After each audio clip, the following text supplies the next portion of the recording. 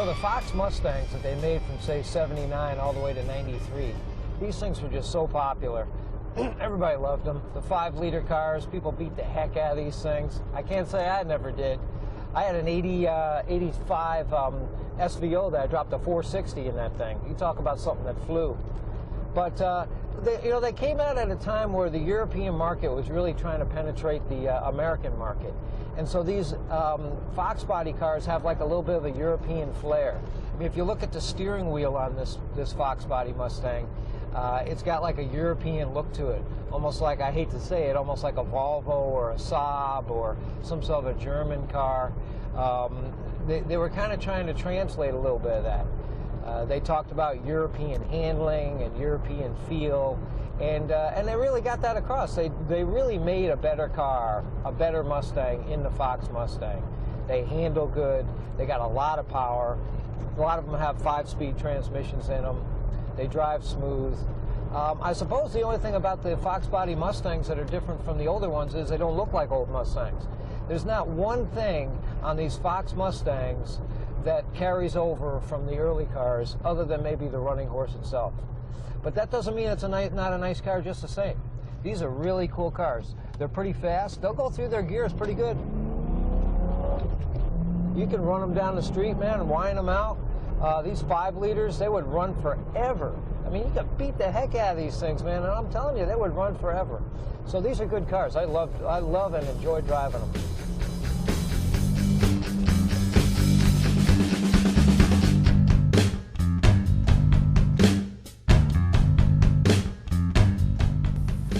On this episode of Operation Mustangs and More, I had a company called Specialty Automotive send me this insulation stuff that goes on your floor pads and your firewall. Try and keep the sound out and all that heat that comes out on a classic and even a newer car. I got a cool test drive that the Daily Herald did on one of the cars I did, and I'm also driving a Fox body Mustang. Who doesn't love those? I know I do.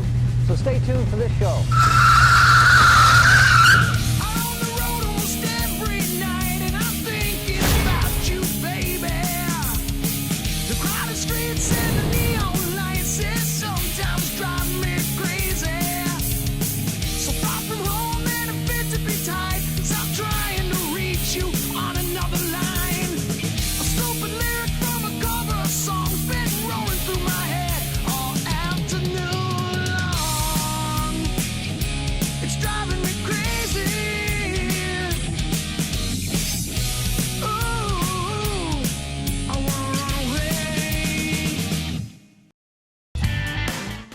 You know, the Fox body and late model Mustangs are just too cool. Heck, I got a Fox body I'm running on hydrogen. Well, the guys over at Late Model Restoration, they've been around since 1999. They were doing Fox bodies before it was cool to do Fox bodies. They got parts for the Fox body car, the SN95, the SN97, the Cobra R cars, the Bullet cars. They got it all over there. If you go to their Facebook, they're giving away a $250 gift card every month. And they got a free shipping program that beats them all. So check them out. Go to latemodelrestoration.com. You know, I can't believe I'm into show 15 already. This whole thing with this Mustang show and this Mustang how-to thing started about 3 years ago. I was at a car show, and my son said, "Hey, Dad, let's do a make-believe commercial." So I grabbed the Meguiar's wax that I had, because I always use Meguiar's, and I started spraying it on the side of my quarter panel on my Torino I had. And he started taping me. I started doing like a make-believe commercial on it. Well, I sent that to Meguiar's, and believe it or not, Meguiar's picked up on it. They sent me a big banner and a whole supply of Meguiar's wax, and they loved it. So ever since then, I've been picking up the camera and doing these things. From that, I went to doing these little how-to videos that I've been doing. You know, I was doing maybe 1, 2 a week. YouTube came along, I was posting them on YouTube, started building up all these subscribers on YouTube, and one by one they kept emailing me saying, "Hey, you know, give me more of that how-to stuff, or can you put them on a CD for me?" Well, I wasn't going to go putting them on a CD, but I started wrenching up on it and doing a little bit further than that, and doing 2, 3, 4, 5 a week I was doing it at one point. Then it came to the point where I was thinking, you know, it'd be kind of neat to have a show. I always kind of wanted to have my own show, but you know, I don't have the money to do everything. And I ran across a real smart guy that actually has a Mustang, a 65 coupe. This guy's a genius when it comes to website development and editing and whatnot. So he's been helping me along with my show. And this show has really developed into something. I've got my own sponsors now, which have helped me pay for some of the camera equipment and some of the sound equipment. If you go back to some of those early shows, man, my sound was pretty bad. And my lighting was pretty bad. It still isn't perfect, but we've come a long way. And so anyways, my sponsors have been real generous with what they've been giving me. I got the Make-A-Wish Foundation that I'm trying to go after, too. There's a girl named Vanessa. She's out west in the Vegas area there. She has a heart condition. They're trying to put together a '67 Mustang for her. I've actually gotten quite a few of my sponsors together where they've donated a lot of parts to make this work for her. So I hope that does work out in a short period of time for her. But anyways, let's move on with the show. That's the short and long of what I got going, and I've been having a lot of fun doing it. I hope you have a lot of fun watching. Well, hi, my name is Angelo Pavlis. I live in Arlington Heights. We have a 67. You know, you do something for 32 years, you get pretty dang good at it. I've gotten my share of awards and set my share of records out there. And this 67 GTA we did, man, I tell you what, it's all over the internet now. Check out this video that a local newspaper did on it. And knowing the process of what he did and how it was done, that was really important to me.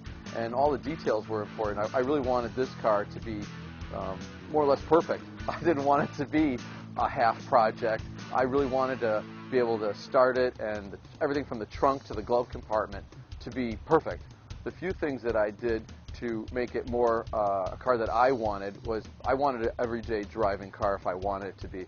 So I had to, it had a real radical cam in it, different manifold and carburetor. So actually took the engine back apart, put in a nice street cam, but something that would idle and run well, and a nice carburetor with an electronic choke that you could get in, really start up and go to a cruise night and do whatever you'd like and enjoy the car. So there wasn't a lot.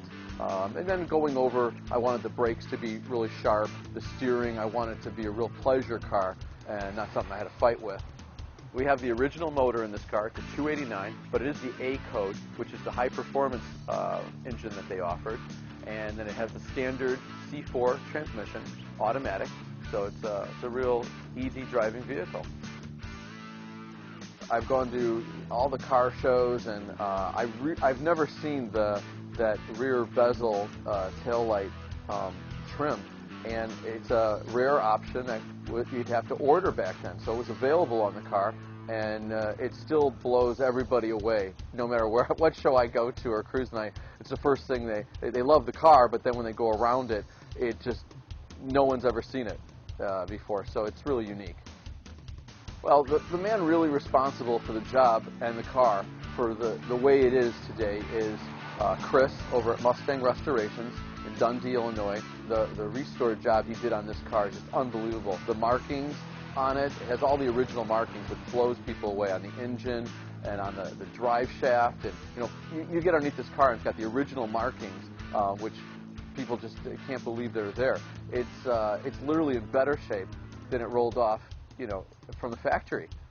Well, driving the car in general, I mean, you do have manual steering on this car, which I like all the manual steering, manual brakes. It doesn't have air conditioning. I like all that. It really feels like that old classic car. I didn't want to add that stuff on. You can, but I love how simple it is. You just roll the windows down and drive with the air. Well, I had owned a muscle car before. I had a Chevelle, and so I had that type of car. So what drew me to this was I wanted something different, and it's actually the opposite of what I used to have. I had all the chrome and the tunnel ram and carburetors. This was more of a stock-looking vehicle, and I thought a real classic. I think this is, a real timeless classic car. It's just really owning this car is just so much fun. You can't really bump into anybody or drive the car anywhere without someone just freaking out about it and wanting to take a picture of it, talk to you about it, just look at it in awe. And it's really fun. You have so much fun doing that, and I just love driving it. Owning it is like it's like having the American dream. I feel like it's kind of corny, but it's true. It's just really something that you can't just order, and buy today. It's a rare car.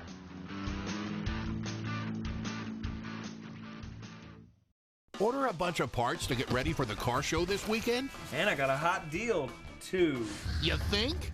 Think again. Oh, man. Tired of back orders? You need NPD. With 4 strategically located superstores, orders are shipped direct to your door within 1 to 3 business days. National Parts Depot has quality restoration parts for Ford truck, Mustang, Camaro, Chevelle, and Firebird. For your free catalog, visit NPD online or call toll-free.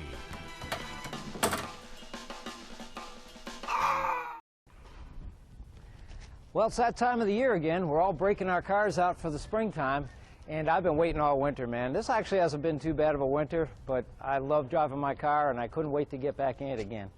The first thing I did, though, was make sure I got a current appraisal with my insurance company.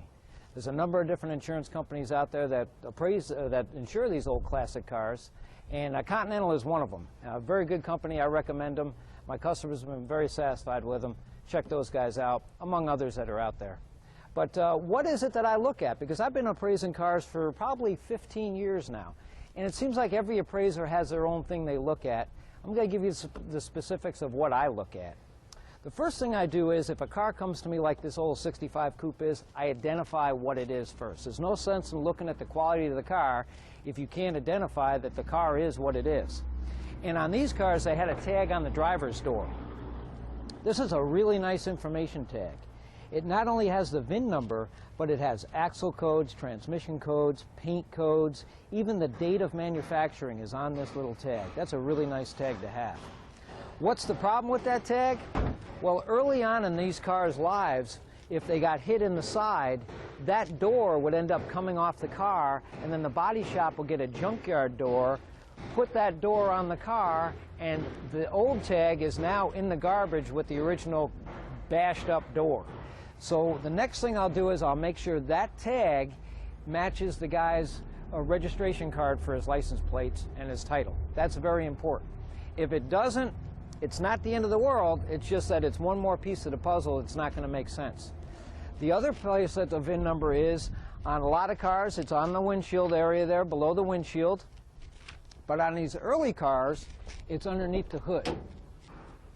There's a little cutout in the fender area here, and it's right there on the fender. It better be there. If it's not there and the tag on the door doesn't match, you got some big problems going on. But I'll decode that too. I'll make sure that that number there reflects a 65 coupe with a 6-cylinder engine in it, and if it does, then I move on from there. Next thing I'll do is I'll start checking numbers on the engine itself. There's all sorts of numbers on these engines. I'll write those down and I'll decode those. This one here tells me that that's probably the original exhaust manifold to this car from day one.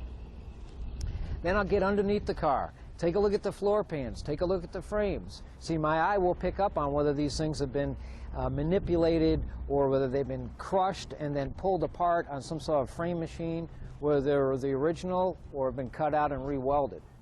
Another issue with these cars is that a lot of them have had quarter panels put on them. And on the inside of the trunk, if it's been skinned, you might see a seam right over here. So I'll open up the trunk and I'll stick my head up inside there and I'll look to see if there's a seam there. If there's a seam there, not the end of the world, because the quarter panel's been replaced and it's probably all metal, but it's just one less thing that makes it that authentic as far as originality goes, because it didn't have that seam to begin with. Among other things, like the integrity of the engine, the integrity of the transmission, the next thing I'll go to is maybe take it for a little test drive. See how the thing drives down the road. Because you can spend different degrees of money on these appraisals. You can spend as little as $75, you can spend as much as $175 or more on them. The more you spend on them, the more intense it's going to be, and the more that's going to be filled out and the more elaborate this form is going to be. So the lesson to be learned here is, first thing, get an insurance appraisal going on your car. Get together with a quality classic car insurance company to make sure that they're going to insure your car for what you want. Because the last thing you want is something like this to happen and you don't have any insurance on it. Got a call from a guy this week out in Rhode Island. Rich was his name. How you doing there, Rich? I hope you're watching my show. And his concern was he's got a 67 Mustang convertible, and the doors are starting to close up and touch the quarter panels when they close. They're not quite smacking one another, but they're getting dangerously close where he's starting to chip his paint, and he's concerned about the underside of the car. And he's asked everybody he actually knows out there in Rhode Island where he is, and nobody seems to have an answer of what's going on. So I said, you know what, Rich, I'll make up a video for you, not only enlighten you on what's going on with the underneath of your car, but my audience that normally watches my show. And this is basically the anatomy, or part of the anatomy of a Mustang convertible of what I'm going to show you. Mustang convertibles, when they took the roof off of these things or made them without roofs, of course they had to reinforce the underside of the car with something. Otherwise the cars would literally go belly down. So what they did was they slipped in what's referred to as an inner rocker frame. And this inner rocker frame runs about the length of the wheelbase of the car and runs just to the inside of the outer rocker. Hence the name inner rocker, because there's an outer rocker, and that's the one that usually has that chrome decorative molding on it. So the inner rocker is almost like a girder looking thing that is on the inside of these rockers that supports the car. And I'm going to show you what we got going here. This is the inner rocker right here. This whole girder looking thing that runs down here. As you can see, it's as thick as the outer rocker. Outer rocker, inner rocker. Now these things not only do the support of the car, but there's a couple of other things that are integrated into them that make sense. This hole right here is actually the hole where the seat belt anchors to. And this whole hole right here is a rusted hole, the lower portion of this inner rocker that is actually rotted away. As a matter of fact, you can see where mice built their own little home and nest inside this inner rocker. Point being here is, not only is the inner rocker an important piece from keeping the structure of the car and keeping the car from going belly down, but it's an important piece because you got your seatbelt anchors to this thing. So once it starts rotting away, the integrity of the strength of the car is at fault, but also the integrity of the strength of the restraint of your seat belts has been compromised. Definitely something you need to look at, Rich. Pull up your carpeting, start feeling around under there, and take a look. Now what I've done is I've cut up a couple of the portions of the other side to show you what we got going here. This is the hole where the seatbelt anchor would be, and on the other side you can see how it's a threaded, almost like a nut deal that they put in there to hold the seatbelt. So if this thing's all rotted away on the bottom, of course the seatbelt anchor is just above it. It doesn't lend itself to restrain you very well in a car collision or something. So that's what you go in. If you look at this side over here, I've cut out a couple of other pieces. This was up over there. It runs all the way from the front, all the way to the back. Supports the car because it doesn't have a roof on it. And you can see how the whole lower section of this thing has been rotted away. We really didn't cut that out on the bottom section. We cut the top cap off of there, but the bottom section was all rotted away on this thing. So that's what you need to look for, Rich, is these inner rockers. That's the most important thing on a Mustang convertible, is the inner rocker frame on them. Get yourself inside the car like I just did. Start feeling around on them, push on them, get a hammer and start smacking on them. A lot of guys tend to camouflage them by doing floor pan repairs. You're only fooling yourself when you do something like that, because you're really not repairing the frame rail itself when you do a floor pan repair. The frame, the inner rocker frame, must be replaced to balance out the integrity of the Mustang convertible to make sure it's a safe car when you ride down the road. You know, my sponsors have gotten together with me on a really great giveaway. I'm giving away thousands and thousands of dollars worth of parts and accessories. Not enough to get this thing back together again, but a lot of stuff. If you go to my Operation Mustangs Facebook and you click on my like, in other words, you like my Facebook, you'll be entered to win the possibility of a nice set of wheels, shop manuals, air cleaners, waxes, seat upholstery, welding supplies. I'm telling you, I got a great group of sponsors that I've put together here. Great people, great companies to deal with, where they're being so generous with all the stuff that they're giving away and helping me to give it away out there to people in their garages, which is what my message of my show is all about. I'm trying to get my message out there as far as getting how-tos for the guy in his garage to fix his cars. And now my sponsors have gotten behind this effort and they're helping me give away parts for that effort. So check it out. Go on my Facebook page, Operation Mustangs, click the like, and you're automatically entered. Hey, if you've already liked me, you've already entered to win. So check it out every week and every month until September. I'll be giving something away. So go to the website, check it out, Facebook, Operation Mustang. You might win something. Hey, the Doc here from Operation Mustang. I'm here to welcome the folks from Kentucky Mustang to the Operation Mustang family. You know, the folks over at Kentucky, they've been in business since 1984. They have over 60,000 square feet of new and used parts for the 64 to 73 Mustang. They're always running specials for their shipping, so go to their website, KentuckyMustang.com, and if you call them, make sure you tell them the Doc sent you. Well, I've been on the internet this week again looking for clubs across the country. There are so many clubs across the country for Mustangs. This is such a great country we live in. We have the freedom to have all these clubs and all these members and all these cars. Let's God bless America, because this is such a great country.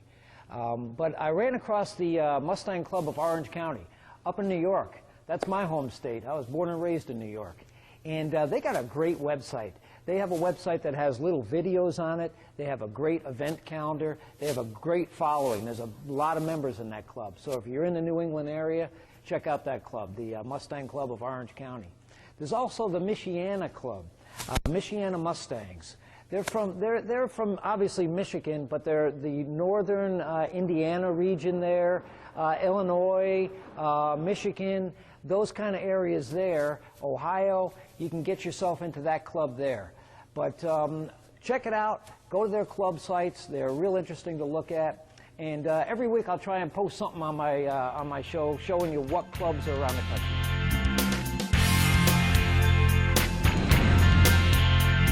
So you got that muscle car.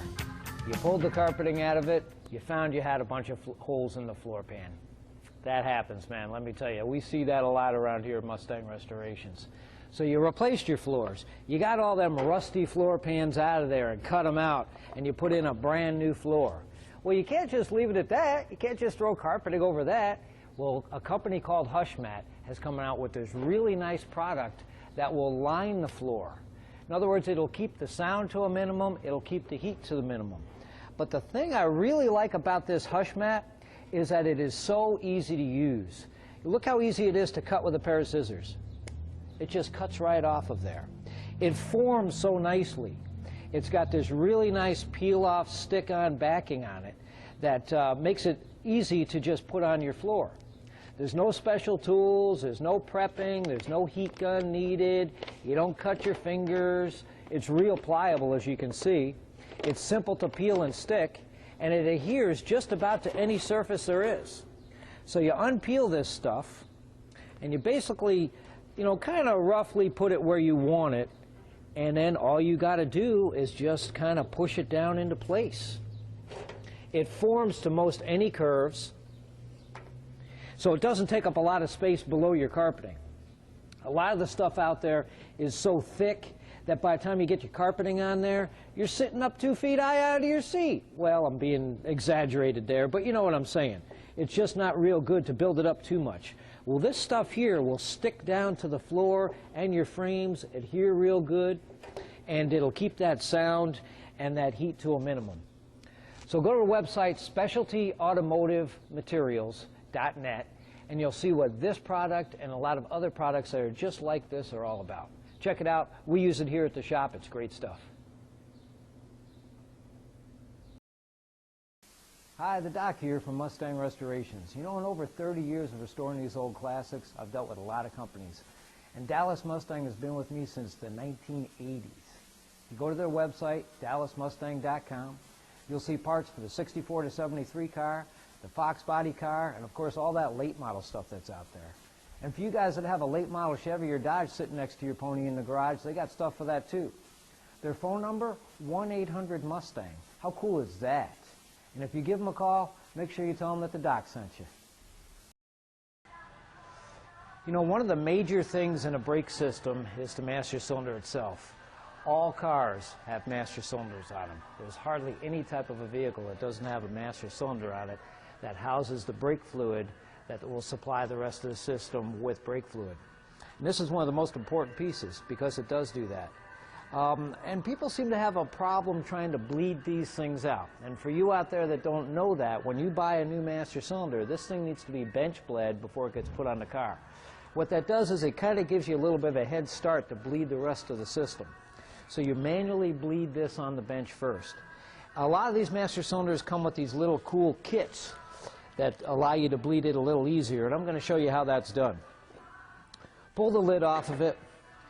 Get a good quality brake fluid and make sure you use that. You can use the .3. There's silicone fluid out there depending upon your needs. You can use different fluids. But this kit comes with this neat little hose arrangement here. You kind of stick these little deals in there, and they're universal. So this way you could use this kit on any master cylinder. Gives you this little bridge. You take these little hoses and stick them in there.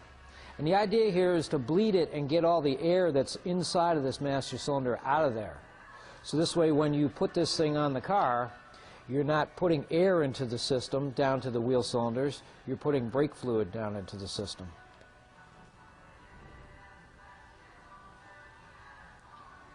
All right, once you got your setup on there, make sure you have your hoses down deep inside the cylinder itself.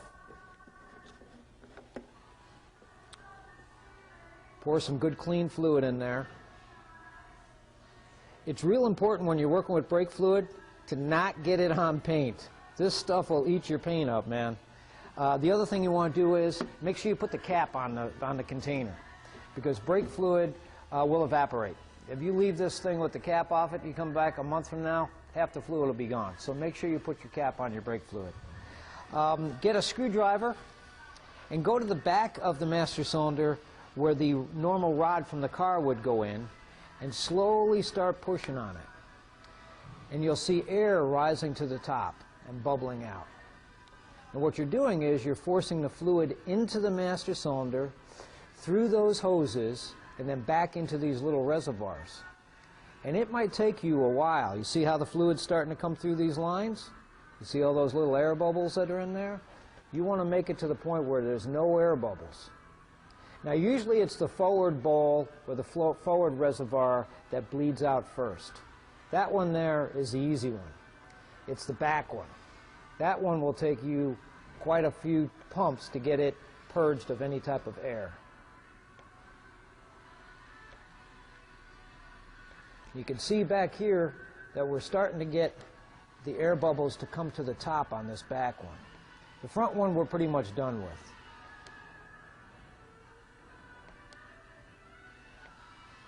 Just keep pushing it, because it's going to take you a while.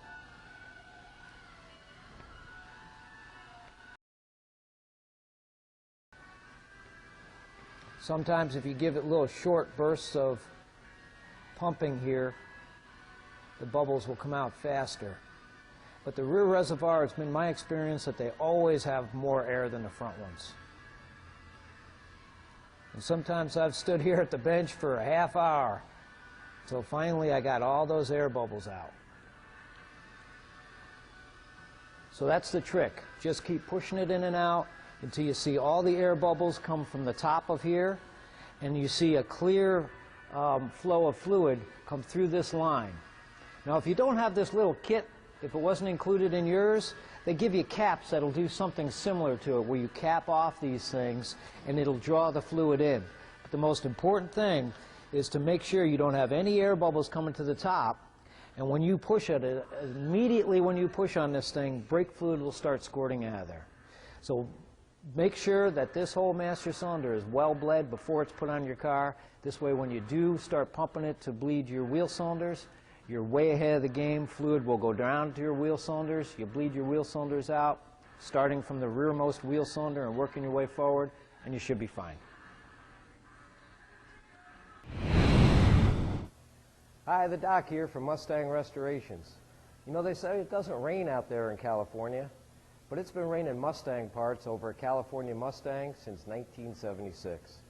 They got the stock and performance parts anybody's going to need for the 65 to 73 Mustang, the Fox body Mustang, and of course all the late model stuff that's available. So give them a call or go on their website calmustang.com, and you'll see what they're all about. Nice people to deal with. If you do, make sure you tell them that the doc sent you.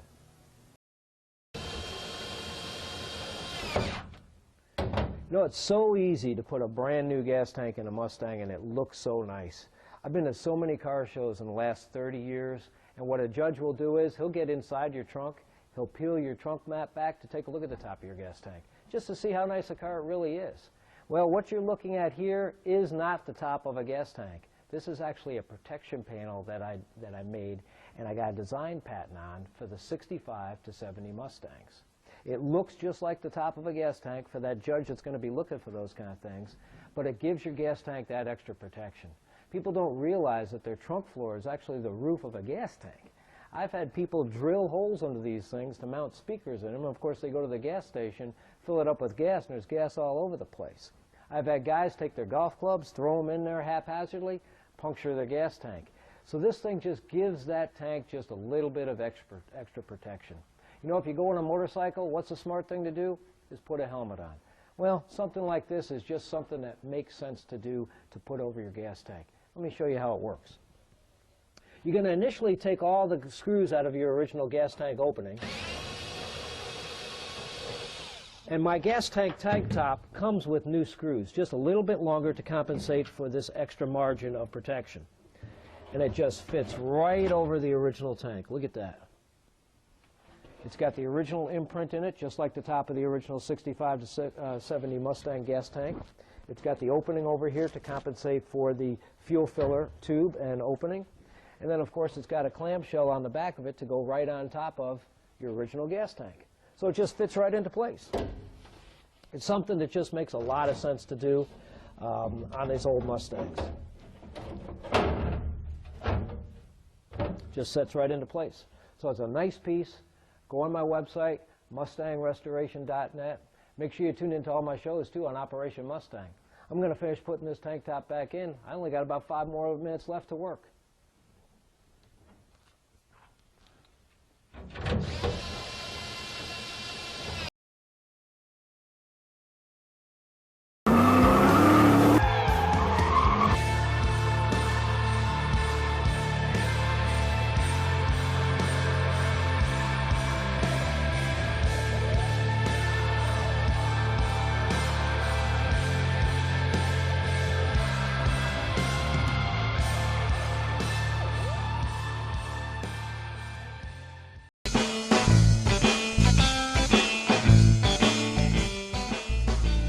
Enjoyed my show and learned something, because that's what it's all about, is for me to get those how-to videos out there and teach those people in the garage how to fix their classic cars.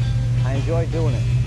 Make sure you get behind the effort for the winthemustangs.com. You can win a couple of Shelbys. It's for the wounded veterans. It's a great, great cause. I'm behind it. Also, Fox Mustang magazine and Mustang magazine. I got articles running in these magazines. I got videos on their websites. Check out the latest issue on the newsstands now, or get a subscription going and get one in the mail. Till next time, remember, this doctor, the doctor of restorations, I'm always there. See you later.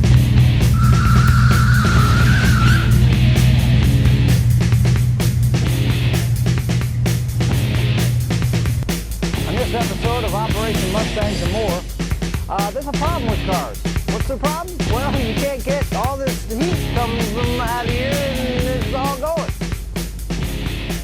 All right, I'll go around again. The Daily Herald Tribune, they sent me over hey,